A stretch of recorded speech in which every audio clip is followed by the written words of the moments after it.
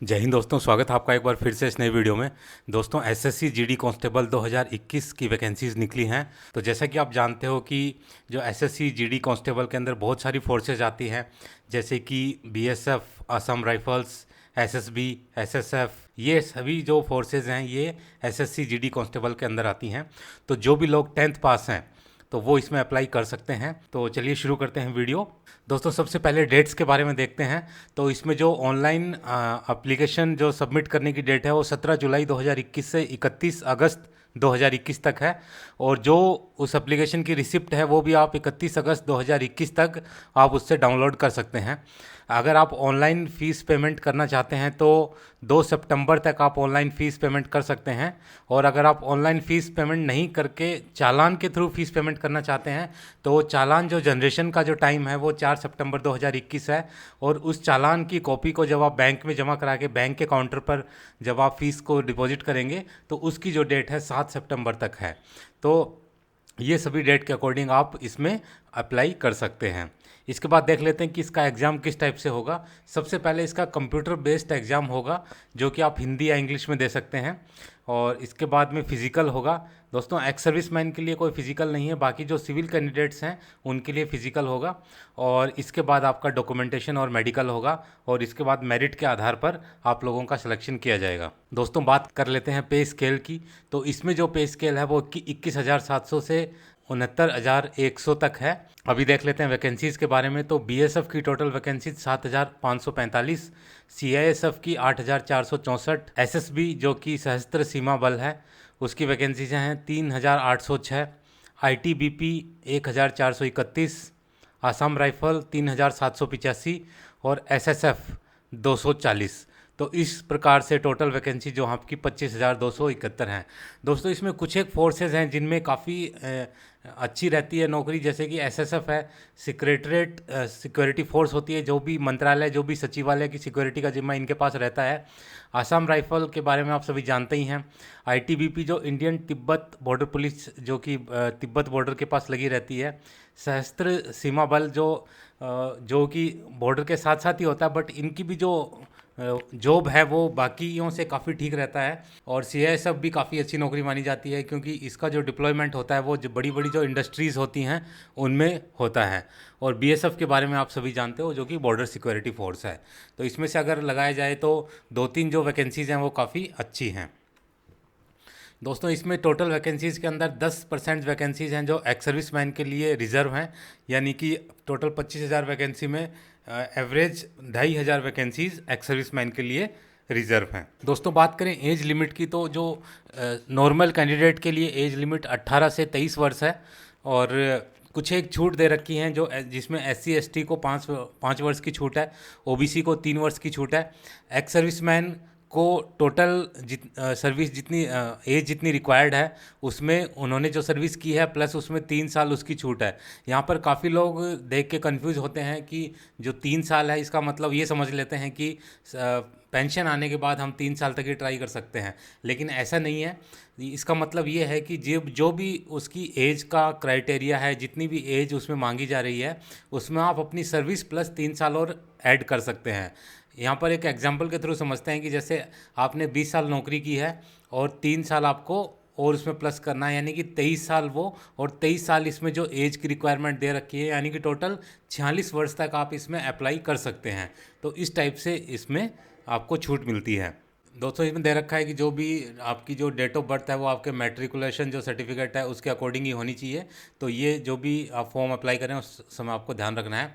Ex serviceman जो एक बार Kota avail कर चुके हैं वो दोबारा इसमें कोटा अवेल नहीं कर सकते हैं। इसके बाद एजुकेशनल क्वालिफिकेशन इसमें 10th पास है। जो भी कैंडिडेट जो भी एक्स सर्विसमैन जो 10th पास हैं या भी सिविल कैंडिडेट जो भी लड़के लड़की 10th पास हैं वो सभी इसमें अप्लाई कर सकते हैं। जो भी सी सर्टिफिकेट होल्डर हैं उनको इसमें अलग से कुछ कंसेशन दिया गया है। जिनके पास सी सर्टिफिकेट है उनको 5% मैक्सिमम मार्क्स मिलेंगे एग्जामिनेशन में। और जो भी एनसीसी बी सर्टिफिकेट जिनके पास है उनको 3%, और जिनके पास एनसीसी ए सर्टिफिकेट है उनको 2% एडिशनल मार्क इसमें दिए जाएंगे। दोस्तों, बात करते हैं फ़ीस की। तो जितने भी सिविल कैंडिडेट हैं उनके लिए 100 रुपये फ़ीस है, लेकिन जो एससी एसटी और एक्स सर्विसमैन कैंडिडेट हैं उनके लिए इसमें कोई फ़ीस नहीं है। आप फ्री ऑफ कॉस्ट इसमें अप्लाई कर सकते हैं। अभी देखते हैं दोस्तों एग्ज़ाम कैसे होगा। तो इसका जो एग्ज़ाम है, जो कंप्यूटर बेस्ड एग्ज़ाम है, वो उसमें 100 क्वेश्चन होंगे और वो 100 मार्क्स के होंगे। तो इसके लिए आपको टोटल टाइम मिलेगा 90 मिनट्स और इसमें 4 पार्ट होंगे। तो जो पहला पार्ट ए है उसमें general intelligence and general reasoning, जिसमें 25 क्वेश्चन होंगे 25 मार्क्स के। इसके बाद इसमें जनरल नॉलेज और जनरल अवेयरनेस, जिसमें 25 क्वेश्चन होंगे 25 मार्क्स के। एलिमेंट्री मैथमेटिक्स का मतलब है बेसिक मैथ, जो कि 25 क्वेश्चन होंगे 25 मार्क्स के। और हिंदी या इंग्लिश, जिसमें भी 25 क्वेश्चन होंगे 25 मार्क्स के।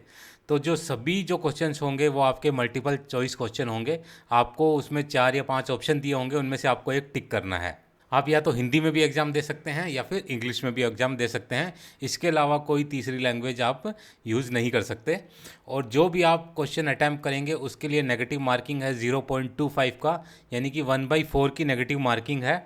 तो ये भी एग्ज़ाम देते समय आप ज़रूर ध्यान रखें। जो भी क्वेश्चन पेपर आएगा वो मैट्रिकुलेशन लेवल का आएगा, यानी कि 10th लेवल तक के उसमें क्वेश्चन पूछे जाएंगे, उससे ऊपर के क्वेश्चन उसमें नहीं पूछे जाएंगे।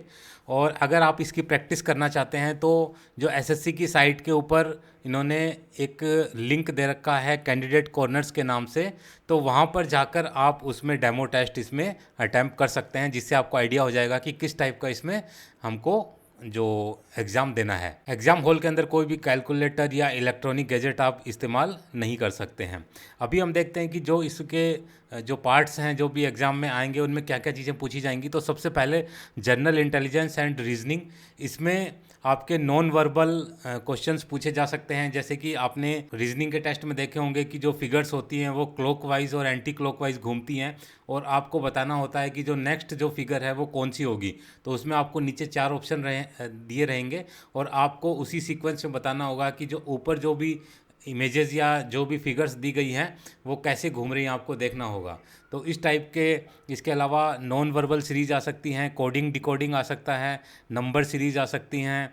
इस टाइप के क्वेश्चन आपके आ सकते हैं जनरल इंटेलिजेंस एंड रीजनिंग में। इसके बाद जनरल नॉलेज और जनरल अवेयरनेस का पेपर होगा। इसमें आपको इंडिया और उसकी नेबरिंग कंट्रीज़ के बारे में सारी नॉलेज होनी चाहिए। उसके sports, history, culture, geography, economics और जनरल पॉलिटिक्स के बारे में आपको नॉलेज होनी चाहिए।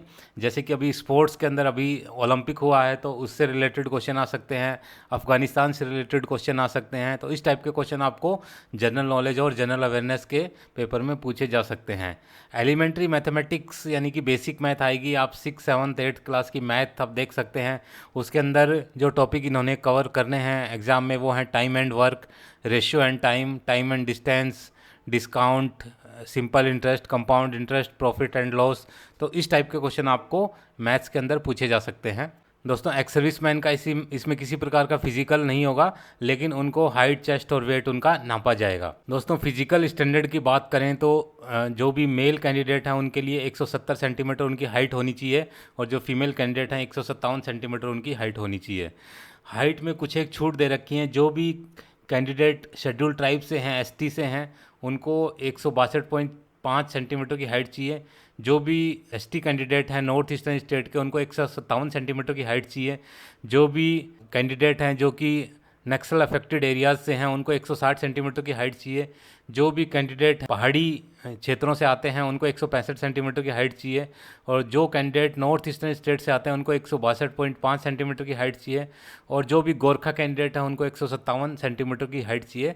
दोस्तों चेस्ट एक्सपेंशन नॉर्मल कैंडिडेट के लिए 80 सेंटीमीटर और 5 सेंटीमीटर का उसमें एक्सपेंशन होना चाहिए। और बाकी इसमें भी कुछ छूट दे रखी हैं। जो भी शेड्यूल एसटी कैंडिडेट हैं उनका 76+5 होना चाहिए, और जो भी पहाड़ी कैंडिडेट हैं उनका 78+5 इसमें होना चाहिए। दोस्तों जो भी फिजिकल एग्ज़ाम में पास होगा उनका फिर मेडिकल और उनका डॉक्यूमेंटेशन होगा। ये सारा मिला के आपको कम से कम मार्क्स इसमें होने चाहिए। और जितने भी एससी, एसटी, ओबीसी कैंडिडेट हैं उनको टोटल में 33% कम से कम होना चाहिए। दोस्तों इसमें जैसे जो भी ऑर्गेनाइजेशन दे रखी हैं उसमें आपको मेरिट लिखनी है कि आपको किस ऑर्गेनाइजेशन में जाना है सिलेक्शन के बाद। तो ये आप बहुत ही ध्यान से बनें, क्योंकि पहले इन सब के बारे में डिटेल नॉलेज आप ले लें कि कौन कौन सी फोर्स कहाँ कहाँ पर डिप्लॉय रहती है, इनका क्या काम रहता है, किस टाइप से इनको ड्यूटी करनी पड़ती है, और उसी हिसाब से आप मेरिट भरें। जैसे कि बीएसएफ के लिए ए कोड है, सीआईएसएफ के लिए बी, एसएसबी के लिए डी, आईटीबीपी के लिए ई, आसाम राइफल के लिए एफ और एसएसएफ के लिए एच। तो इसी टाइप से आपको उसमें भरना है प्रायोरिटी। जैसे कि आप एसएसएफ में सबसे पहले आप एसएसएफ को प्रायोरिटी रखते हैं, तो उसमें सबसे पहले आपको एच लिखना है। उसके बाद आप सपोज़ कीजिए कि आप सीआईएसएफ को प्रायोरिटी रखते हैं, तो आपको बी करना है। फिर आप जैसे एसएसबी को प्रायोरिटी रखते हैं, तो उसमें आपको डी करना है। तो इसी टाइप से आपको अपनी चॉइस उसमें डालनी है, ताकि आपको वही फोर्स मिल सके जिसमें कि आप जाना चाहते हैं। दोस्तों, ये थी पूरी जानकारी। आगे भी मैं वीडियोस के ज़रिए आपको बताता रहूँगा कि इसमें किस टाइप से आप तैयारी कर सकते हैं और क्या क्या इसके और मेन पॉइंट हैं। तो बने रहिए मेरे साथ इसी प्रकार के इंटरेस्टिंग वीडियोस के लिए। अगर अभी तक आपने चैनल को सब्सक्राइब नहीं किया है तो सब्सक्राइब का बटन दबाएं, ताकि सारी लेटेस्ट जानकारी, सैनिकों से जुड़ी सारी खबरें आपके मोबाइल हैंडसेट तक पहुंच सके सबसे पहले। वीडियो में बने रहने के लिए आप सभी का धन्यवाद। आपका दिन शुभ हो। जय हिंद, जय भारत।